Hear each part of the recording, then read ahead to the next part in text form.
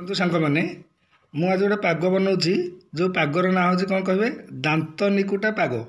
ମାନେ ସେ ପାଗଟି ଯେତେବେଳେ ଚକଟା ହେବ, ଦେଖନ୍ତୁ ଏ ରସୁଣ ଗୁଡ଼ା ଭାରି ଟାଣ ଟାଣ ରସୁଣ, ତାକୁ ଚକଟା ହେବ ଦାନ୍ତକୁ କେମିତି ଏମିତି ନେକୁଟିକିରି ଚକଟା ହୁଏ।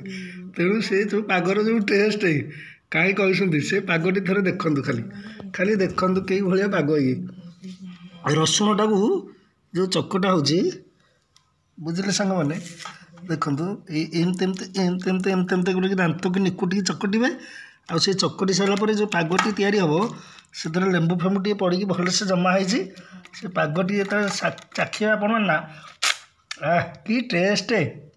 ତେଣୁ ୟା ନାଁ ହେଉଛି ସାଙ୍ଗମାନେ କ'ଣ କହିବେ, ଦାନ୍ତ ନିକୁଟା ପାଗ ପାଣି। ଏଇଟା ଭେଣ୍ଡି ଆଉ ରସୁଣ ଲେମ୍ବୁ ମିକ୍ସଚର ଟିକେ ପଡ଼ିଛି, ଆଉ ଟିକେ ଦାନ୍ତ ନିକୁଟା ହେଇକି ଚକଟା ହେଇଛି। ଆଉ କେମିତି କ'ଣ ଲାଗୁଛି ଆପଣମାନେ ଥରେ ବନେଇକି ଖାଆନ୍ତୁ, ଜାଣିପାରିବେ ସାଙ୍ଗମାନେ। ଠିକ୍ ଅଛି, ଆପଣ ଥରେ ପାଗଟି ଘରେ ବନେଇକି ଖାଆନ୍ତୁ। ଆଉ ପାଗଟି ଯେଉଁ ଦାନ୍ତ ନିକୁଟା ପାଗ ବୋଲି ତାକୁ କହିବେ, ଆଉ ଟିକେ ଭଲ ଲାଗିବ। ତା ନାଁଟା ଟିକେ ଏମିତି ଦେଲେ ଆଉ ଟିକେ ପାଗର ଟେଷ୍ଟଟା ଅଲଗା ଆସେ। ବୁଝିଲେ ସାଙ୍ଗମାନେ, ଆପଣମାନେ ବନେଇକି ଖାଆନ୍ତୁ, କେମିତି କ'ଣ ଲାଗୁଛି ମୋତେ ଟିକେ ଜଣେଇବେ। ଥ୍ୟାଙ୍କ ୟୁ ସାଙ୍ଗମାନେ।